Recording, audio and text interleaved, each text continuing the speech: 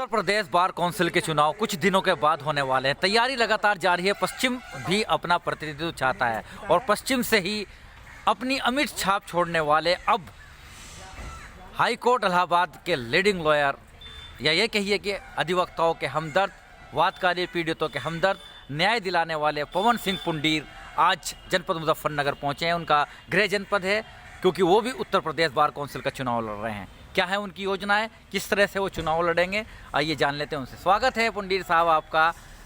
सभी अधिवक्ता भाइयों को नमस्कार। मेरा तो केवल यही है कि अधिवक्ता का हित होना चाहिए, उसकी समाज में एक पहचान होनी चाहिए। ये नहीं कि काला कोट पहन लिया और वकील साहब नमस्कार हो गई और डंडा बजा रहा हम लोगों पर। 8वीं पास जो है, जो होमगार्ड है, वो हम पे डंडा बजा रहा है कोर्ट के अंदर, जहाँ पे सबको न्याय दिया जाता है, कोर्टों में डंडा बज रहा है। तो मुझे तो सबसे बड़ा जो किया गया है, काम की कमी नहीं है, लेकिन जो अधिवक्ताओं का जो इस समय पे सम्मान इन्होंने खोया है, हापुड़ हो या गाजियाबाद हो, कहीं भी हो, मैं चुनाव जीतने के बाद तब बताऊंगा कि मेरी योजना क्या है। क्योंकि उनसे इस तरीके से काम नहीं चलेगा कि क्या हम लोग एक अधिकारी कंपटीशन पास करने के बाद में उसके बाद वो डबल ग्रेजुएट के ऊपर डंडा बजवा रहा है। ये मेरे लिए बड़ी चिंताजनक बात है। हमारे अधिवक्ता भाई बीमारी से मर भी जाते हैं, बीमार भी रहते हैं, उनकी कोई भी बार काउंसिल में कोई सुनने वाला नहीं है। ताकि ये सब संस्था बनी है तो हमारी संस्था रहे, ये राजनीतिक पगडंडी इसको बनाकर लोग इस्तेमाल ना करें। बस यही मेरा काम है। ये आपका गृह जनपद है और गृह जनपद के साथ साथ चाहते हैं आप उत्तर प्रदेश में, पूर्वांचल में अब रह रहे हैं जी। तो दोनों का सामंजस्य भी बना रहे।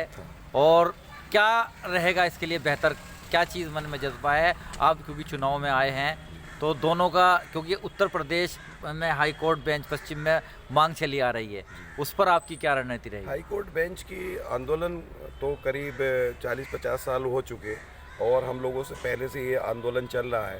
तो ये तो सरकार को सोचना चाहिए कि इसके बारे में इतनी दूर लोग जाते हैं या वहाँ पे न्याय उनको करने के लिए वहाँ जाना पड़ रहा है, वहाँ पे अपीयर करना पड़ रहा है। अब कर दिया आपने कि ई फाइलिंग होगी, वो कोर्ट होगा। कितने केस ई फाइलिंग से हो गए?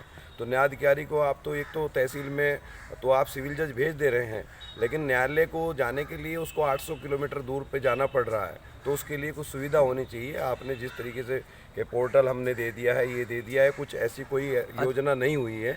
और मेरा तो यही कहना है कि इसके अधिवक्ता हित में जो भी कार्य होगा पूरब और पश्चिम को मिलाकर के वो किया जाए। अधिवक्ता प्रोटेक्शन एक्ट खास होता है, बिल्कुल वो जरूर लागू होगा, हर हाल में लागू होगा और लागू इनको करना पड़ेगा।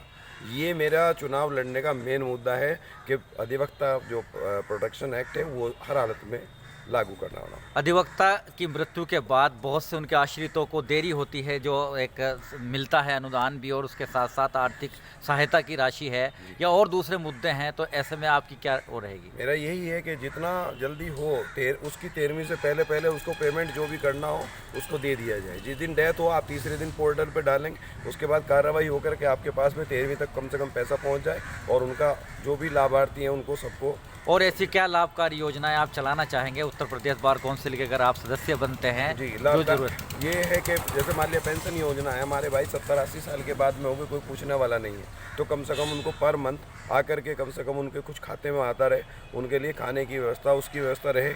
बाकी तो समाज के देख रहे, गवर्नमेंट सरकार देख रही है, लेकिन अधिवक्ता समाज को कोई देखने वाला नहीं है इस समय पे। अगर वो वृद्ध हो जाता है, बीमार हो जाता है, तो कोई उसको देखने वाला नहीं। मैंने बहुत सारे अधिवक्ताओं को देखा है जिनकी जा कर के मौके पे मदद की है, नाम नहीं बताना चाहूँगा, परंतु उन्होंने जो कष्ट झेले हैं वो हमारे लिए बहुत कष्टकारी हैं। अभी आप सुन रहे थे, अभी आप देख रहे थे, ख़ास तौर से पवन सिंह पुंडीर, वो शख्सियत जब भी किसी अधिवक्ता का कोई भी मामला भी आता है या उसके परिवार का मामला आता है तो उन्होंने बहुत से मामलों को सुलझाया है, खुद मदद की है, इसके हम खुद साक्षी हैं। और पवन सिंह पुंडीर हमेशा से अपने अधिवक्ता समाज के हितार्थ ही कार्य करते हैं और इसके साथ साथ जो भी पीड़ित उनके पास होता है उनको सस्ता, सुलभ और शीघ्र न्याय दिलाने के हमेशा प्रयासरत रहते हैं। बने रहिएगा बड़ी अपडेट के लिए मेरे साथ।